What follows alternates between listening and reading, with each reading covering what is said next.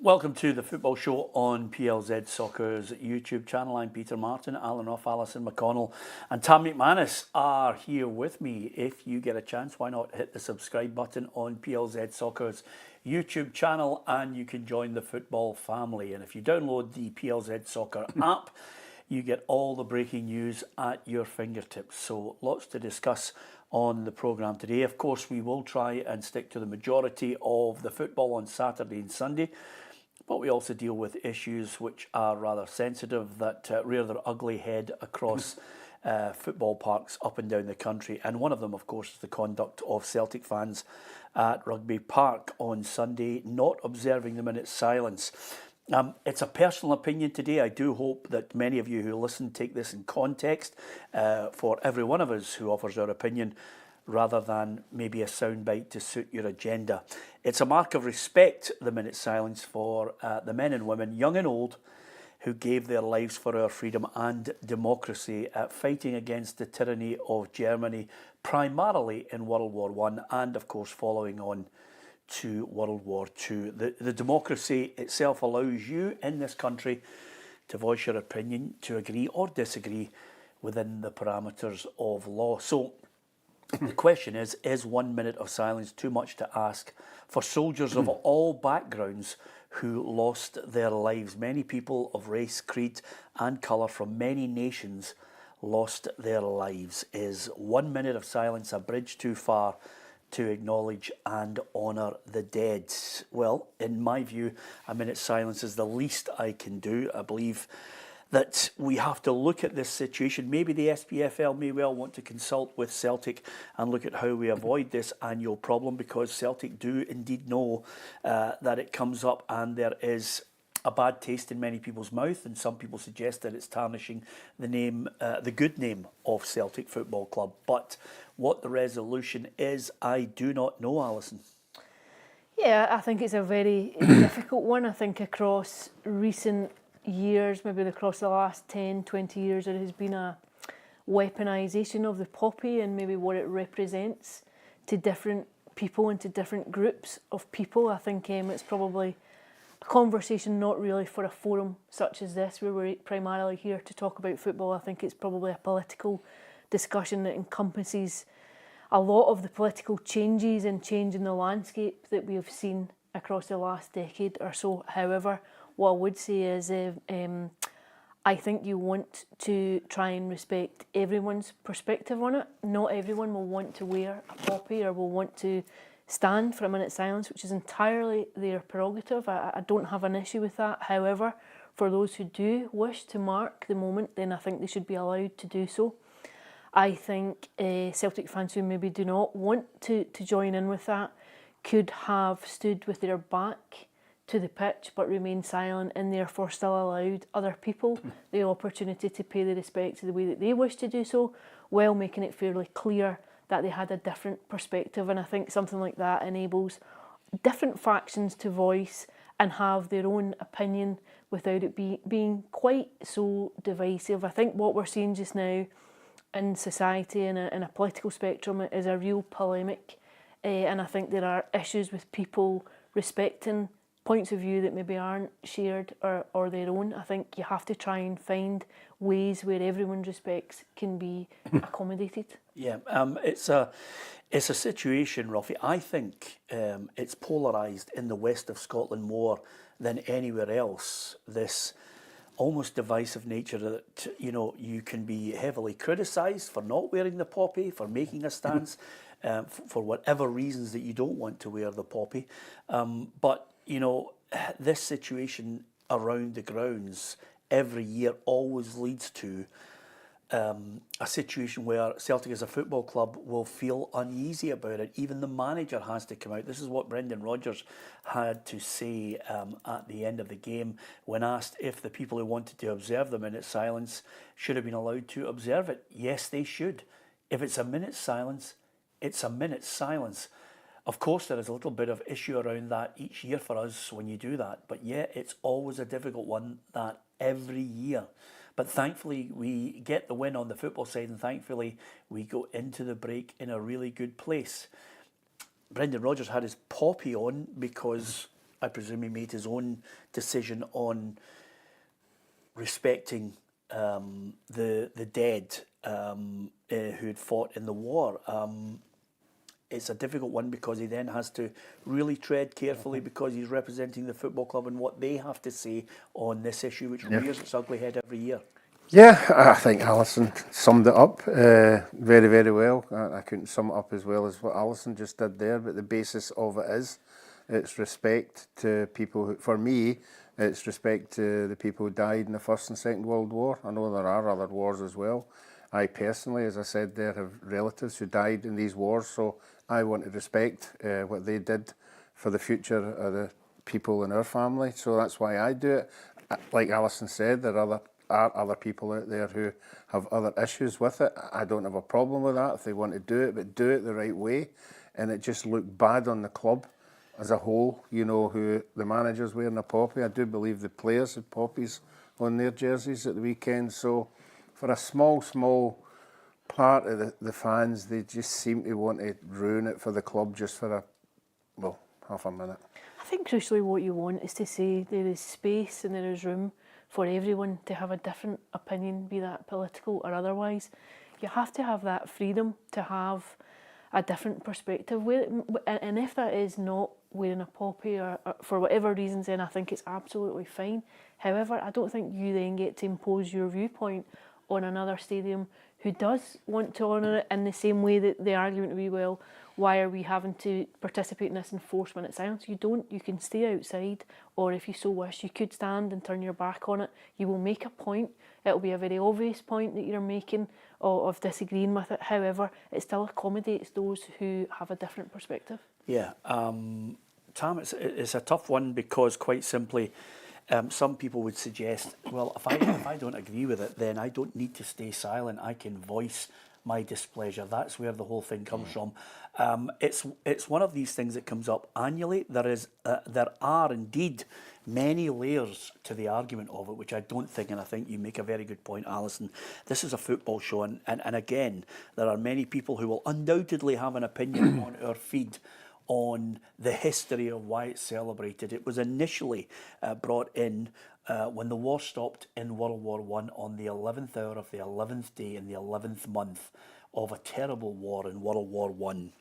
And through the years it was commemorating the people that had given their lives, some of them very young, male and female. And then, of course, over and above that, World War II and subsequent wars where I think people have embraced the need to remember people who've given their lives in many other wars as well. People wear the poppy for many different reasons, but suddenly we have become bogged down with it. Some people weaponise it in the west of Scotland, and it's. I think it's really sad that we continually, year in year out, have to look and hear this on the ground. It wasn't a small amount of people. There was a huge amount of people in that stand singing that song, and I think the minute silence lasted 19 seconds. Yeah, I think it's embarrassing for Celtic. I'm not sure what the club can do. I mean, as Alison put it, perfectly. If you don't respect it and you don't agree with it, just stand in silence for a minute. Turn your back. Don't get into the game until late. You shouldn't be shouting and screaming during the minute silence. I mean that for any minute silence, whether that's somebody dies or passes away, just be a decent person. Just stand in silence for 1 minute. Just have a bit of decency for 1 minute. You don't agree with it, it's fine. Singing songs and shouting and booing and all that, for me it's out of order. But I get why people do it. I get there's both sides of the story, but for me, just be a decent person. Just stand for a minute. I think you missed don't say anything. It's happened before. Why not a minute's applause? Minute's applause outshines any singing that's going on. I think for certain things you can have a minute's applause, but I think for something as sombre as a Remembrance Day Sunday, I think it's got to be a minute's silence. To be honest with you, because it's such if you're going to drown it, I agree. What is? Well, I just think a minute's applause for Remembrance Sunday just isn't a good fit because it's such a... And I don't think you should have mob rule from the minority. But I also think, and as Alison said, I'm not dictating that the minority are wrong for their own beliefs. And I don't think, and one of the things that I would say, we'll hear what Derek McInnes had to say on it. This is what he had to say on the issue with the poppy. Don't get any decisions. Celtic even decide when the minute silence stops. You know what I mean? We don't get these decisions. What did you make of that? So it was awful. Awful. Why? I'm not going to, I'm not a politician or anything, but it's our ground, it's our minute silence. I don't get why we shouldn't have the wherewithal just to stand and show a bit of respect for 1 minute. Okay, that was the Kilmarnock boss, and as you can imagine, right across most of social media, that clip and many others sparked all sorts of people who wanted to give their opinion, some legitimate, some not. And then as you get across all social media platforms, it then descends into a situation which some people have lost the plot, some people have no grasp of the reality or the history, or of course maybe the need for respect or why you don't respect it. It loses the plot. And with that in mind, we've given you Brendan Rodgers' take on it. We've given you our thoughts on why we think you should respect the minute's silence. There are others who don't, and we respect you for your opinion. We've discussed it, and some of you might like the opinion, some of you don't. What I would say as we move on to the actual game and the football, because this, after all, is a football show, what I would say is, if you are on our live YouTube feed, if you make any comments which are abusive or indeed almost act as a chance to air poison on our feed, we will ban you. So for the likes of Mark McClatchy and Blackadder and various others, try not to post anything which is not, well, it is abusive towards people. We will ban you. We've got no time for it. We've offered your opinion on the minute's silence and we move on. And we're going to talk football because this, after all, is a football show. But that yesterday directly affected the start of the game and it was newsworthy. So that's why we thought it was right and proper to get the thoughts of the Celtic manager and Derek McInnes in what is a very emotive subject. So we move on from that and let's first of all get today's news. Hello and welcome to your daily news headlines on Monday the 11th of November, sponsored by Arnold Clark. Hearts manager Neil Critchley repeatedly said after yesterday's defeat to Rangers at Ibrox that he doesn't want his Hearts side to become a nearly team. We wanted to play on the front foot and try and dominate the game, and you know, I thought we've contributed to a good game of football, and we pushed them right back, and that's how we train, and that's our belief every day, and our mentality from being, I don't want us to be a nearly team, I don't want that feeling. Nicky Cadden insists that the Hibs players care just as much as anyone, but acknowledges that their performance against St Mirren was nowhere near their best. Like, obviously we can say, yeah, we weren't great today, we can say that, but we care probably as much as everybody else. Steve Snedden thinks that teammate Lennon Miller will be good enough to be playing Champions League football one day in the future. Let's be honest, he loves Motherwell, like he does, he loves being here, he's from round here, but do you know what I mean? Like, you've got to respect that people do have ambitions in football, and like, let's be honest, Motherwell's not competing for Champions Leagues, and that's where I think Lennon can get to. Ange Postecoglou takes responsibility for his side's lack of consistency in the league this season after they were defeated 2-1 at home by Ipswich Town. That's down to me, that's my responsibility. The inconsistency we're having this year ultimately comes down to kind of me and my approach, and something I need to try and fix and see if I can help the players in that area. Those were your daily news headlines on Monday 11th of November, sponsored by Arnold Clark. For more exclusive content and breaking news, please be sure to download our app and subscribe to our YouTube channel. Yeah, well done to Cara. I think it's only right and proper, Ruffy, that we mentioned that she, I think, has won an award for Player of the Month. Is that right, Alison? Yeah, I think it was last month. Yeah, Yeah. I think she got it last week. Yeah, Well done, and Cara. quite a lot of people were actually thinking we weren't going to mention it. I don't know where the award is. I don't know if we're even able to show it, but a few of our teammates were thinking we weren't going to mention it. She plays for Partick Thistle, and also her Fitbit, Tam, basically is showing that she's covering some amount of kilometres on the pitch, which is the way the modern football's going. Yeah, it is, and fair play to her for winning the Player of the Month. I think she got 12,500 votes, and 12,000 of them from her family. Yeah, absolutely. And the staff in here, so fair play to her. Yeah, absolutely. And the other thing about it, which I have to say, Ruffy, is if there was a Fitbit in my day, I'd have been hooked in the first 5 minutes. You'd have been going like that. Is this what? You can't. Can you flatline in a park? you can't get much on a register on left and right of the centre spot, but nevertheless, absolutely fantastic. Well done to Cara doing her news there. To the game itself, Kilmarnock 0, Celtic 2. I don't know about you, Ali, but I thought Kelly had chances in that game, but still Celtic come up with the goods. Yeah, I thought they would have been particularly aggrieved at the end of the first half. I thought they were by far the most menacing of the two teams. I think Marley Watkins, the one that comes off just the outside base of the post, I thought looked destined to go into the back of the net, and then the other one, I think it's Kyle Vassell and Austin Trusty's deflection just lifted it over the bar. But I thought Kelly were excellent. Even after the break, McGregor's goal kind of a bit fortuitous. Even after the interval, they came back still with the same kind of tactics, the same ambition to go and push Celtic. Kuhn had a chance to make it 2, and then right at the other end, Casper Schmeichel had to save then.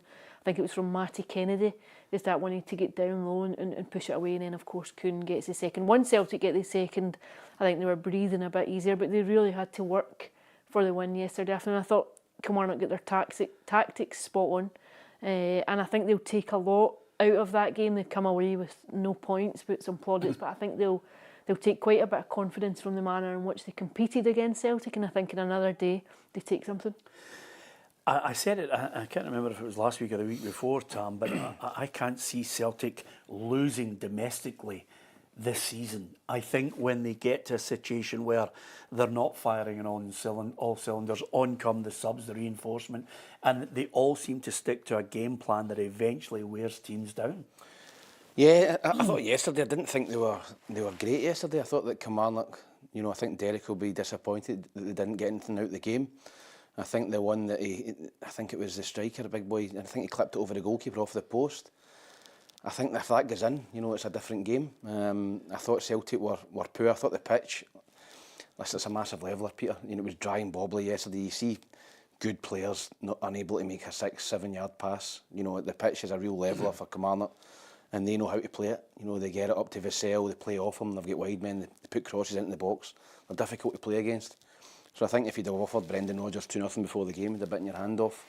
They dug it out, a couple of good saves from Casper Schmeichel, and then the second goal goes in, that was the game over. But Celtic will not get tested as much, I don't think, domestically than they did yesterday, and they've come through it, they're still top of the league, and it's a difficult fixture ticked off. Just on that point, Ruffy, I think 7 clubs were actually going to try and contest the SPFL's decision on the plastic pitches. I just think it should be thrown out. I don't think it should be in that top flight. I can't wait to see the back of it. Yeah.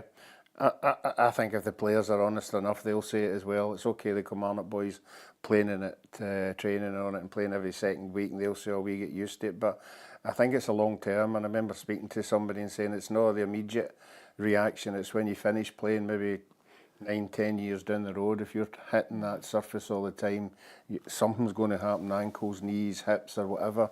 So I would think the majority of footballers wouldn't want to play it, they'd want to play in the really good quality of the grass we've got now in the league.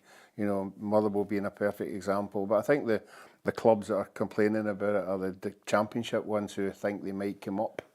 The likes of Falkirk and Hamilton and that. So, but they've got to be realistic and say, look, it's got to be grass.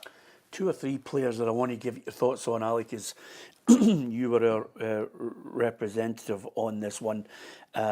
What about the Hatate tackle? I thought he should have been red carded. I thought he could have been red carded easily, and I thought when VAR went to take a look at it, I was pretty certain that it would be upgraded to red because I thought he was very high. Derek McInnes made an interesting point in that he thought there wasn't a huge amount of aggression in the tackle, which is why he thought it was going to be a booking. However, he also went on to say, you know, when you see that slowed down and you look at the stills, it looks bad. I thought there wouldn't have been too many complaints if it had been a red. And the Kelly player? Elbow. The elbow on Ida, and then there's an incident with Brad Lyons and Schmeichel too. I thought the Ida one might have been a red as well. Yeah.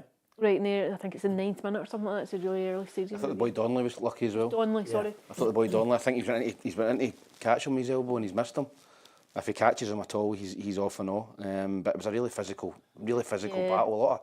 A lot of tackles, a lot of, you know, that's the way Kilmarnock play, and you've got to stand up to that. And Celtic did, to be fair to them. They stood up to the physical task ahead of them. But yeah, I think there could have been 2 or 3 red cards yesterday. I was surprised there wasn't any. Last point on this, a word for Kasper Schmeichel. He made some really good saves, Ruffy. Yeah, I mean, they've only lost 3 goals in the games that they've played. He's not been called on that often, but when he is called on to make the save, he makes it. But the other day, he had to make 3 or 4 saves, and quality saves as well.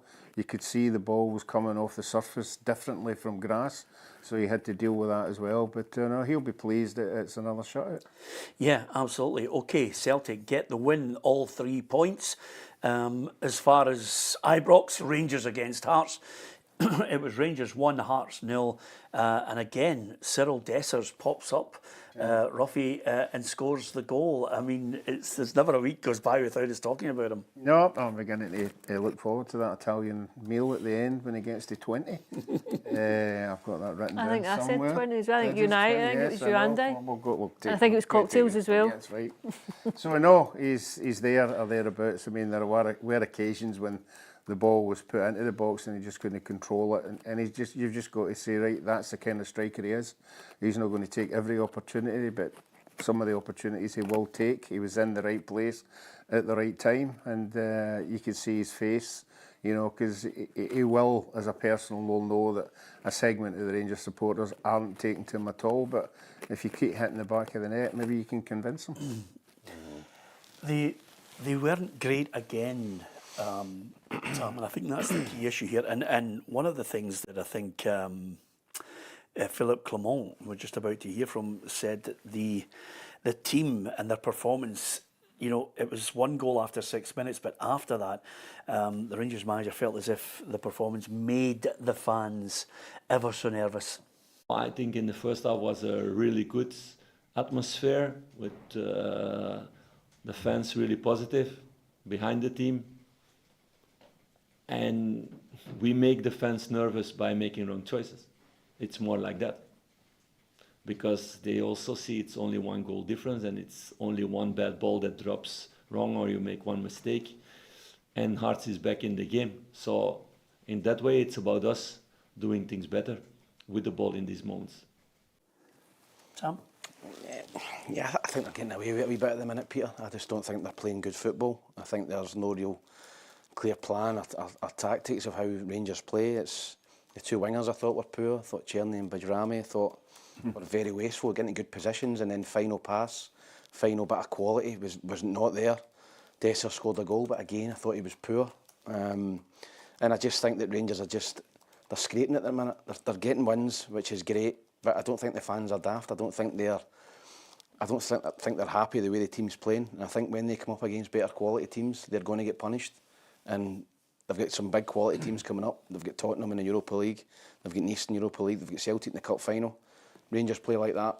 Those teams will wipe the floor with Rangers for me. I just don't think they're playing great football. And as I said, Hearts were toothless. They could have been there all night. I thought they were the better team. I thought they passed the ball, knocked the ball about well, had control of the game for long periods, but they never looked like scoring, Peter. And I think Rangers winning 1-0, yeah, fans go away, they've won the game, but I don't think they go away happy with what they're seeing at the minute. You said that they're toothless and they didn't look like scoring, but I think, I mean, listen, the debate on Shankland is long and weary, Alison, but I mean, Vargas is through. He takes a poor touch. I mean, he just takes a poor touch, hits the post, and I think the front 2 have really cost Hearts. They just, Vargas doesn't look as if he's a prolific striker, and Shankland, I don't know, it's the classic Austin Powers. He's just lost his mojo and doesn't look as if he's going to get it back. Yeah, I think when you've got nothing up front just now, when there's no threat and no menace, it's very, very difficult. I think you can see why Hearts are in the predicament that they are at the minute when they don't have anyone just to put the ball in the back of the net. You think, like, if you to take out, what was Shankland's, was it 30 goals last season? You take that 31, out, I think. you take that out of any team, and you're going to be far worse off for it. And that's effectively the reality of this season for Hearts, that those goals have dried up. What about the situation, Ruffy, with Connor Barron? Boy, did the Rangers fans not like him getting taken off. And by the way, for a young boy, and again, remember, this is his first season with Rangers, he played a pass in, I think it was the first half, and he played it right down the middle, Ruffy, and he took out about 5 or 6 Hearts players with it and set Rangers on the attack. I mean, it was just an absolute class pass.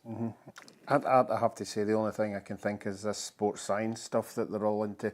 You know, maybe there was something coming up in a graph that he was, you know, fading or whatever, you know, and this manager seems to react to all that kind of stuff if he's given that sports science advice. And the game seems to have moved on, doesn't it? Doesn't matter how well you're playing, if your energy levels are dropping or you've done this or you've done that, you get hauled. But I agree with you, I think he's a wonderful player, and I wouldn't have been taking him off. Yeah, Hearts, the manager Neil Critchley is assessing this side game in, game out, and by the time he gets to January, he'll be hoping he can maybe get rid of a few and bring a couple of his own style of player in. He reckons yesterday it was all about just Hearts creating their own downfall. Yeah, definitely, of course, yeah. You know you're not going to get loads of opportunities.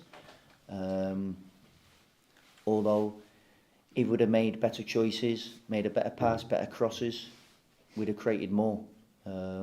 We failed in the last moment, and that's what let us down on Thursday night. And that's what's cost us picking up at least a point today. Yeah, he looks scunnered. Yeah, it was the same old, you know, we watched the game during the week against Heidenheim, and again, first half, they created opportunities, they played well, but they don't look like scoring at the minute, Peter. Shankland's miles off it. There's nobody else chipping in with goals, even your guys like Alan Forrest and Vargas are not chipping in either. So it's difficult when you're playing like that. You know, you get a lot of the ball, but you don't look like scoring goals, and that's something that he's got to sort out on the training pitch and in January. You know, when the January window comes about, because I thought Hearts played a lot of good stuff. I thought they controlled, as I said, large parts of the game, but I never really got the feeling that they were going to punish Rangers, they were going to score, and if they did, they might have been on and won the game. But yeah, just getting back to Rangers as well. Tavernier coming back into the team's a strange one. He's dropped him out at Europe, then he comes back into the team, hooks him after 60, 70 minutes. Your captain when you're winning 1-0.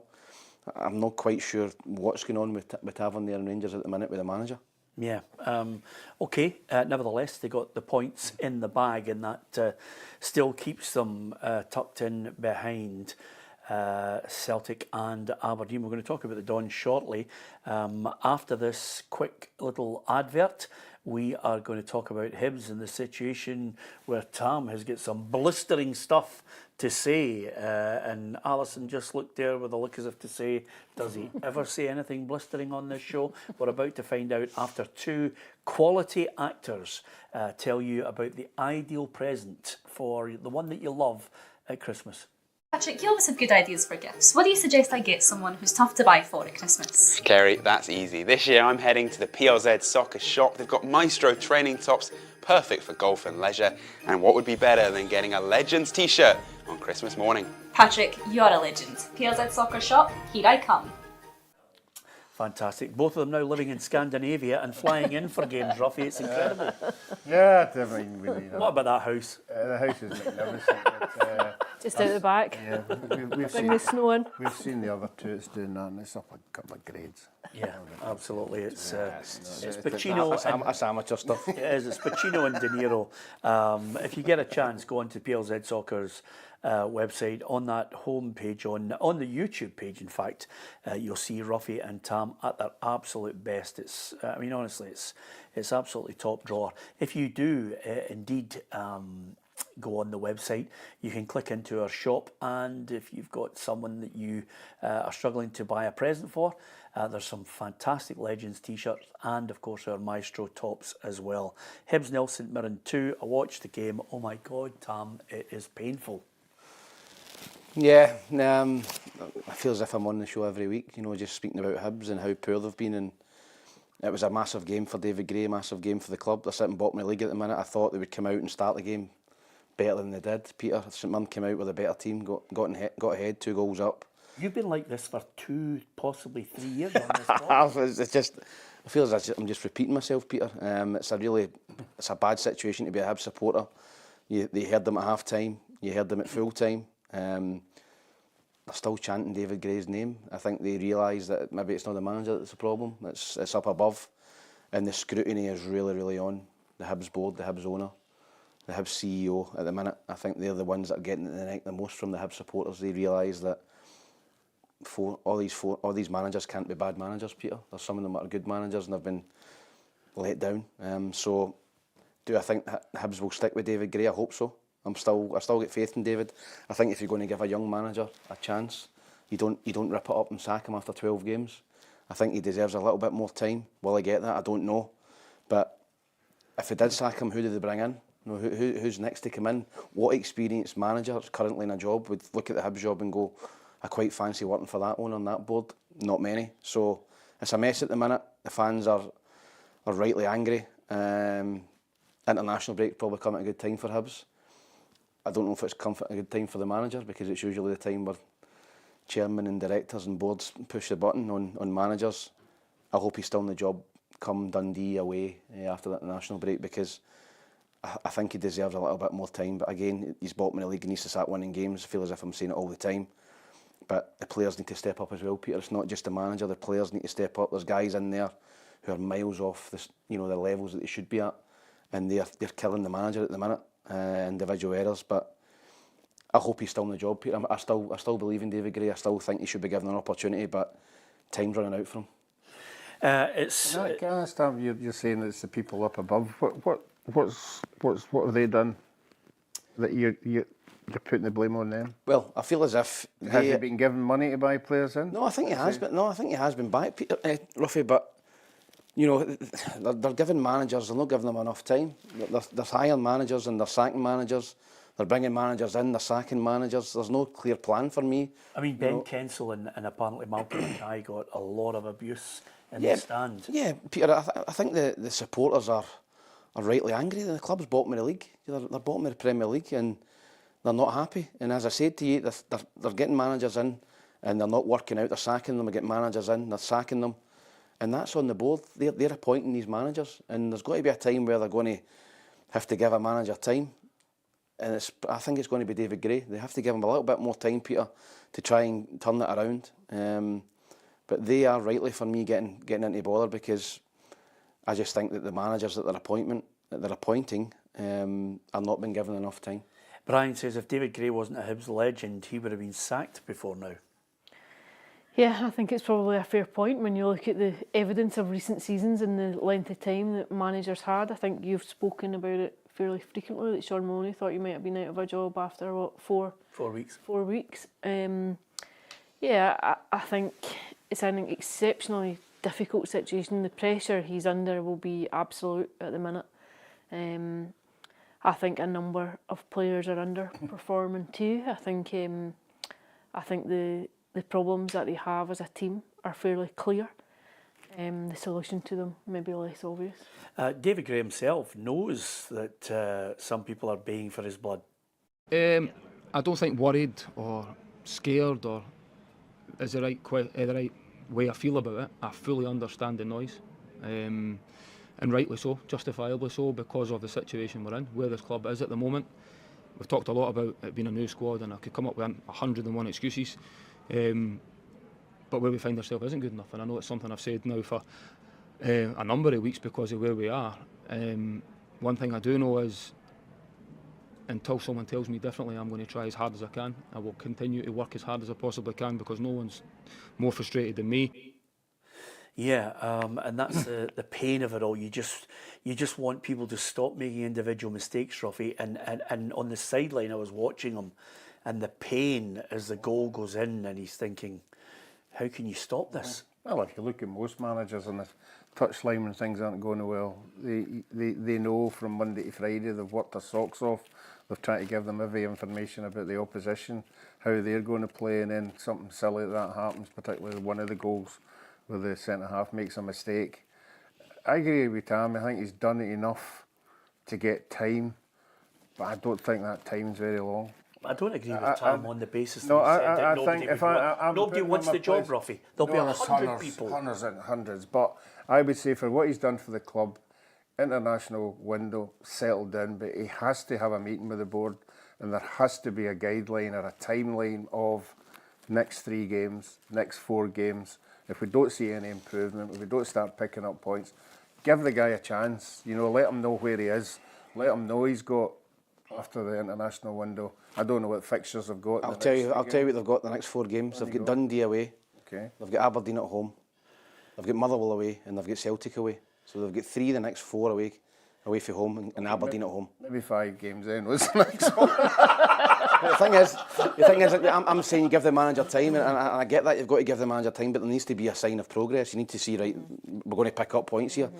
You can't let it run, and you're maybe 6, 7 points adrift at the bottom of the league. The way Hibs are playing at the minute, can you see Hibs getting many points out of those 4 fixtures? I don't, Peter, and that's the problem I've got at the minute. So stick with the manager, yes, but there needs to be.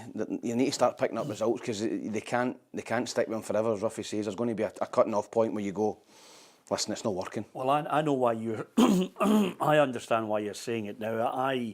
I like David Gray as a person, and he's a legend at Hibs, and maybe that is cutting him some slack. We had a chat. Blair Malloy was at the game on Saturday for us, and he caught up with one of our favourite journalists who comes on the show, John Greakin, who is a first-class journalist who works for the Edinburgh Evening News, and he's well aware that the manager's under pressure, but some of the fans are still in his camp. It's noticeable today, the fans were chanting David Gray's name, supporting him. They recognise that he's been handed a difficult situation here. So I don't know if it can be addressed just by changing manager. But you ask most fans and they would want board changes, executive level changes to be there. So I don't know what they would do next, to be honest. And doing something next, and let's be blunt about it, we all want him to be given time. But the cold hard facts are, he's got Dundee away. Dundee away for me is the must win. You say 2 or 3 games. Tam has posed a point here. Can they get something out of Aberdeen? I can't see it. Can they go to Motherwell and win? Motherwell are on a good run and are having a really good season. Are they going to go to Motherwell and win? I can't see it. They'll get thumped by Celtic, and then they're at home to Ross County. Has he got enough credit in the bank to get to the 14th of December? I don't think so, Ali. Yeah, I don't know either. I think it's when you get to this stage, I think the next game becomes the focal point. I think if you don't get through the next game, with every game, you're back to just walking a tightrope. If you come out of that Dundee game having lost it, how long do you leave it? How much time are you willing to give? And I fully buy into the whole argument of giving time, being patient. You can't keep recycling managers without looking at the bigger structure within the club and seeing where is the fault here when every manager is coming through and having the same end result. However, nor can you afford to find yourself adrift at the bottom because the financial implications of it are huge, absolutely huge. Okay, that's Hibs. Thank you to so many of you for giving us your thoughts on it. One person has suggested Tam take the job. Remember, a manager's got to have a kind of a consistent view and be resolute in his tactics, Ruffy, and Tam's on a roller coaster. He's like a yo-yo here on. You've got to have somebody who's prepared to be on the touchline. You can't sit in the dugout. Tam's just used to the dugout. Yeah, the seat behind the dugout? Yeah, absolutely. You could never be. Could you be a manager? No, I couldn't, Peter. I couldn't be a manager. No, I don't fancy it. I'd be a number 2 or a coach or something. You can't even take criticism on Twitter. No, I can take criticism. That's not the problem. I've got a thick skin, Peter. I can take that, but I don't think I've got it in me to be tough enough with players. Yeah. Can you take criticism? Can you take criticism from your dad? I mean, your dad's clearly my dad. He's disgusted. Oh, my dad slags me every week with some of the things I come out with. But no, I've not got that nasty streak to be a manager. I don't think I'm too nice. Yeah, absolutely. Well, and Postecoglou sitting next to someone on a 9-hour flight and not chatting at all. Tam? That was Ryan McGowan, wasn't it? Yeah. Yeah. Sat next to Ange. I'd be too close to the players, Peter. I'd like the banter and all that. I couldn't distance myself with players. Yeah. And somebody would say, "Oh, shut up, Tam." I'd go, Absolutely. "All right, I will." Not sure about the too nice. That's a matter of opinion. We'll put a poll out there. Is Tam too nice? Anyway, Aberdeen 4, Dundee 1. A great result for the Dons after that thumping by Celtic, and Jimmy Thelin said there wasn't a need for drastic changes after the hammering. It's important, but even when that happened, we talk about we can't stress up and change everything. You have to keep focus and on the right things. And we can't think like we have to is the wrong word maybe, but stay focused, do our thing, trust in our process. It's still a long-term project, but game by game, we lose one, but now we have to play at home at Pittodrie, and we have to use this spirit we in Pittodrie right now, how the fans, supporters have built this spirit for us to play in front of them, and it's a sellout again for, I think it's the 4th game in a row. Yeah, fair play to them. Ruffy, I think we were misled in 1974 when we voted for ABBA to win the Eurovision Song Contest. And we thought everybody in Scandinavia is, oh, great, good party, the lot. But Jimmy just keeps it flat, doesn't he? He's not getting up or down. Wins or losses, he's just monotone. No, you're right. You know that for you guys, we're for boring, Peter. Not particularly fun because he's not throwing out lines around. Maybe you have to wait until they go on a wee bad run and see what kind of guy he really is, because that's really when it really hits home, what kind of person a manager is if things aren't going well. I don't think so. I think he just keep the same line. I think he's just one of those. He comes across as just that steady, feet on the ground, batting everything away. I think if anyone gets Holly out of Jimmy Thelin, this year is Journalist of the Year territory. Yeah, absolutely. Listen, fair play to him because, first half not great, but the second half, I mean, they just move through the gears again and they get the result, Tam. Yeah, it was similar to the Dundee United game a couple of weeks ago. In first half they were pretty poor, kind of flat, and then second half, I don't know what the manager's saying at half time, but came out a totally different team. I thought first half Dundee were the better team. I thought they created 2 or 3 good chances. They missed a penalty kick, and it's a different game if that goes in. But I always felt second half, I think Aberdeen would come back into it, shooting into their home fans down that end, and they did. They scored 4 great goals. To be honest, they were lethal in the second half. Kevin Nisbet come on, looked really sharp, which is a big bonus for them. And turns out a 4-1, great result for them, and it keeps them going joint top with Celtic running the break. So, yeah, their bubble shows no sign of a bursting in the league anyway, Peter. I think it's great. I think it's great for the game because, quite simply, year in, year out, we are moaning about Celtic and Rangers and the dominance and the poor showing. I thought last season was particularly painful, Ali, because I thought the standard of football was murder. I think the start of this season and the performance of clubs in Europe didn't augur well for the rest of this season, but Aberdeen have been a breath of fresh air. Yeah, I think they've been excellent. I think they'll be thrilled with the manner of the start under Jimmy Thelin. I think still unbeaten, matching Celtic for points, sitting up at the top of the league. I think a bare minimum now for Aberdeen is third. I think the question is genuinely now, I think at the start of the season, the first opening 6 weeks, 7 weeks or so, when you're looking ahead at who they had to play across October, I'm not sure there was any genuine thoughts that they would go on and finish second in the table. Now, as you go deeper, you're maybe starting to question whether or not they do have the capability of doing it. I think it's probably just a bit too early to predict it. I think getting into January and you maybe lose a couple of key players, if you lose suspended players or injured players, you'll maybe see Rangers come to the fore and kickstart the points required to reel them back in. But do you think they'll reel them back in? I think they should, yes. I think over the course of a campaign, I still think that you would fancy Aberdeen to be third rather than second. I am wavering, Tam.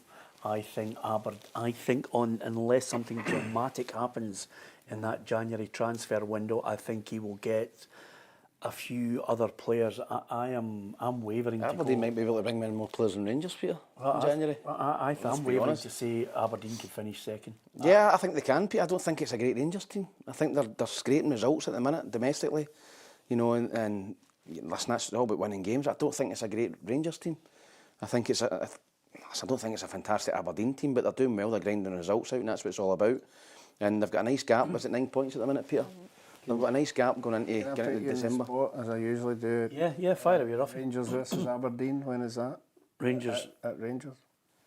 I will tell you right now, Ruffy, that Pittodrie Rangers have just played at Pittodrie, so the next time St Johnstone, Kilmarnock County, Tottenham, Dundee, St Mirren, Motherwell, Rangers play Celtic on the 2nd of January, and then they have Aberdeen on the 15th of January.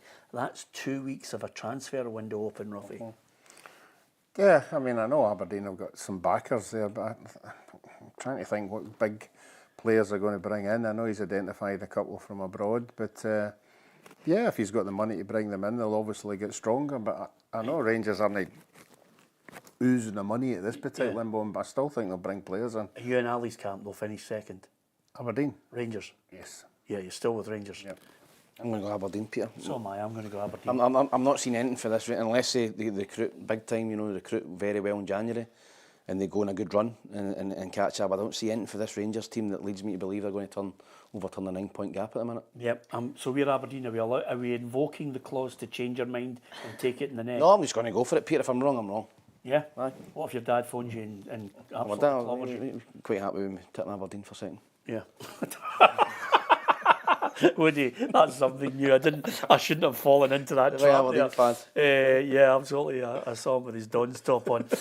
Listen, if you're going to give credit to a manager, if you're going to give credit to a board that somehow looked at a lonely figure walking across the Easter Road pitch after being sacked by Aberdeen, I'll never forget that image as long as I live.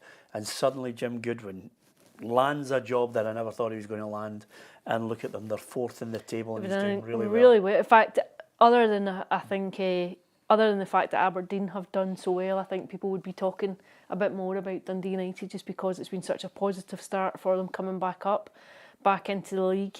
A number of really good wins. They've put themselves in a fairly formidable position now. It just sets the foundations, I think, for a really positive campaign. Ruffy, it's great when a young player comes into the side and scores a goal. And I don't know about you, but when Owen Stirton just latched onto that header into the net, it was just a great moment where you think to yourself, yes, a young home player getting a game. Yeah, and I think if you switch away from after he scored and you looked at the Dundee United bench, they were as happy for him. You know, obviously they brought him through the ranks, and you could see the celebration from probably the youth coach who had been with him and seen what he's done and everything. But no, I think it's great. I think it's great that if you go to a lot of clubs now and the programmes are out there and there's a player's name, you know, in the programme, in the first team, and they've got a wee A beside it, which means he's come through the academy. I think it's great, and I think the supporters love players coming through for the academies. We just need people, real people, looking after these young kids, you know, to bring them through. You know, and teach them and absolutely. Stage, you know. So. You didn't need to look at him, Ruffy. I got you. I was telepathically on it with you. Yeah. I have to say, well done to Jim Goodwin, who paid tribute to the young lad. Yeah, I was delighted for him. Listen, he'll get a bit of stick off the boys, no doubt, for coming over to me. But yeah, I mean, a really proud moment for the kid and for his family, and you know, to score it at that end in front of the home supporters. It's kind of a Roy of the Rovers type stuff, really. But he's, since coming into the club, 18 months ago now as a full-time player, he's been pretty much with my first team because I think that much of him. Yeah, absolutely. Jim mentioning that it's Roy the Rovers stuff. For the benefit of anyone who's not aware of it, Roy the Rovers was a great magazine, comic. Before my time, Peter. Well, they had various... What was his team? Melchester Rovers. Well done.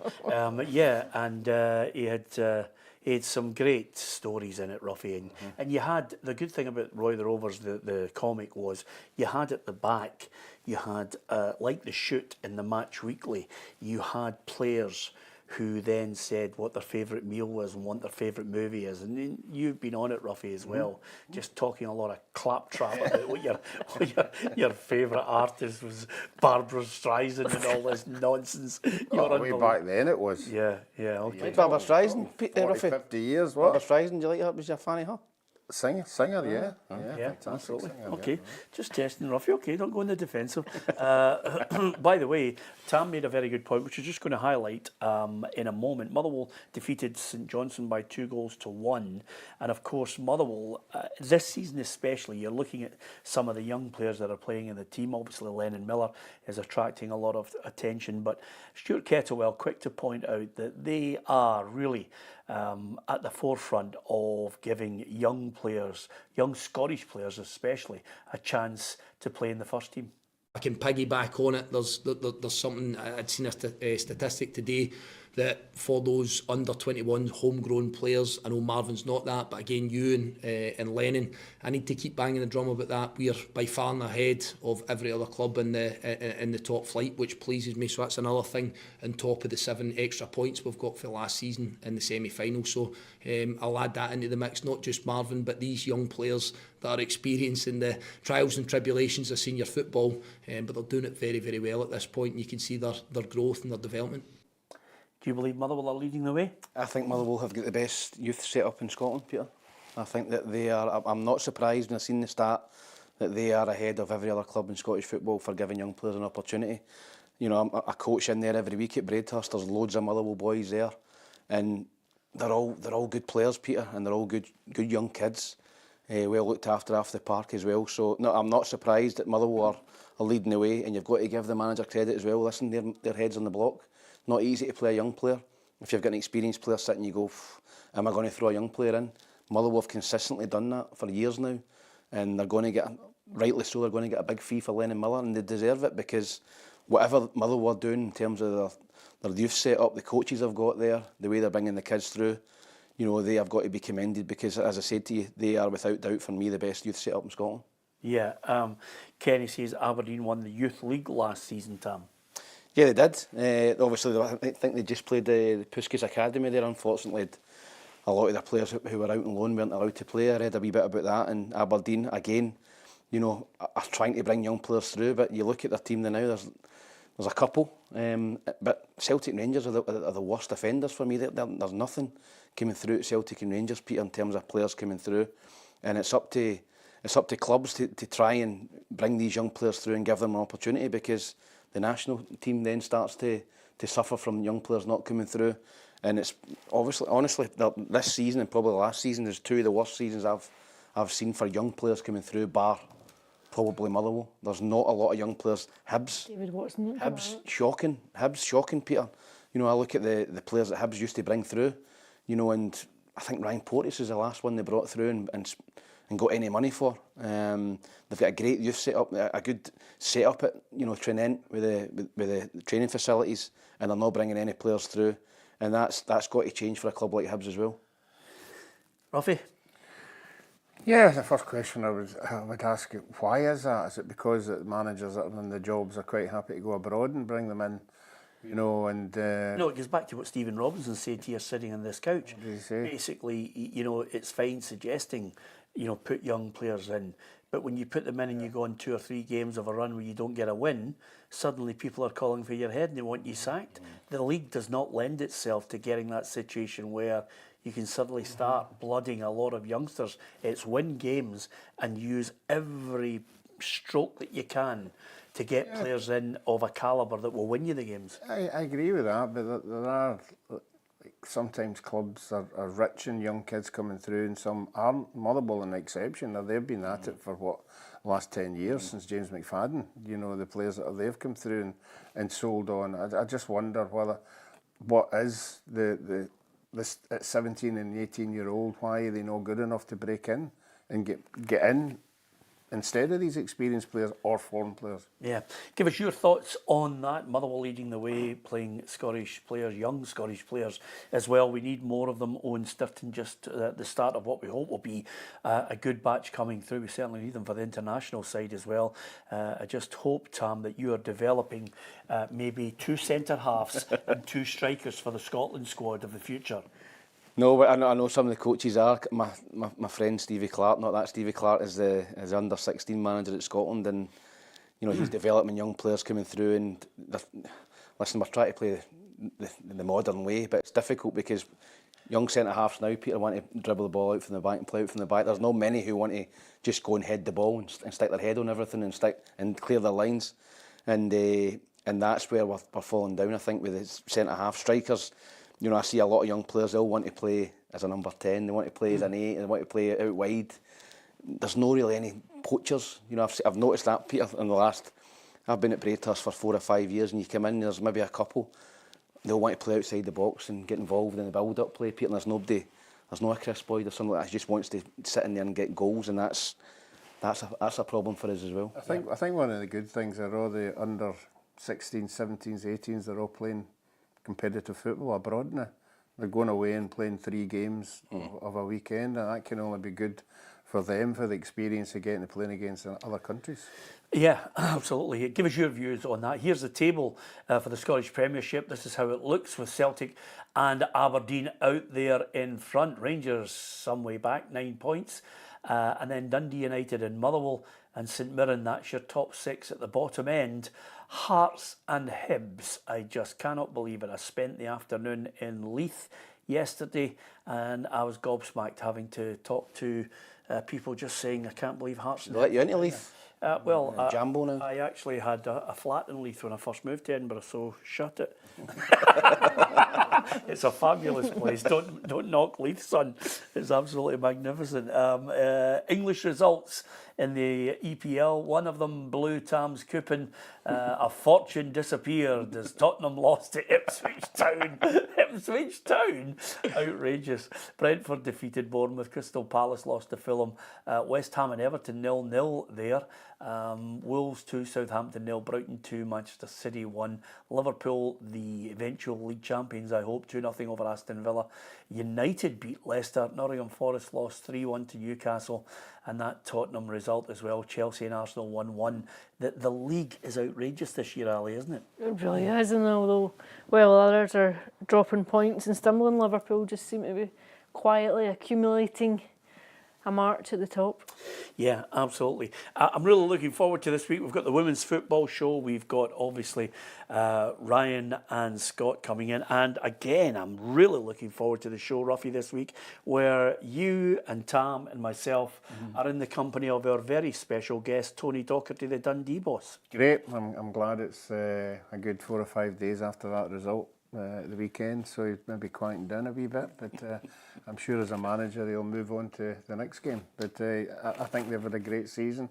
Really surprised where they were. I always thought they'd be struggling a wee bit, but not to be. Yeah, and will you have the spine to tell him that you think he's going to be in the playoff or the relegation place? Yep, I'll just say that to him on Thursday. Friday, sorry. Somebody will. No, I won't, actually, I won't. No, but I'm just glad he's not bringing his assistant, Stuart Taylor, who's a big pal of mine, because he never shuts up. Well, I'm really looking forward to it. I think Tony's been absolutely fantastic this year. And again, it continues, Alison. The features, the mini documentaries, the one-to-ones that we're getting, managers and players coming into the studio, there's more of that to come. Indeed, I think it's always a fairly packed website. Yeah, and of course we'll still have more of McConnell Meets. We're putting the pressure on you, Ali, Yes. to your own titled show. What more can you get? Have you get any? Not titled by me. Can we just taste Well, your name's McConnell. What more can you do? You didn't get that in the Herald, did you? I saw the potential and I gave young Scottish talent the chance. Yep. Have you any contacts in your book that's not I don't have any contacts. He is a rat, isn't he, of the highest order?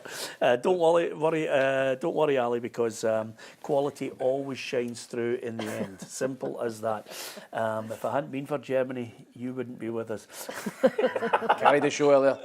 Yeah, By the way, I can't lie, you were absolutely magnificent when others decided to go to the north of Scotland for money. Still, enough about Ruffy, let's crack on. Thanks to Ruffy, thanks to Tam and Alison as well. Don't forget the Women's Football Show. We've got Ryan and Scott later on in the week, and there's some, of course, good build-up towards the Scotland Nations League games as well. All to look forward to here on PLZ Soccer. Hit the subscribe button on our YouTube channel, and let's not forget also that if you download the app, you'll get all the breaking football news at your fingertips. Thank you for your opinion today, and thank you for the comments on our feed, all the decent ones. I hope you enjoyed listening and watching the show. Thank you and good night.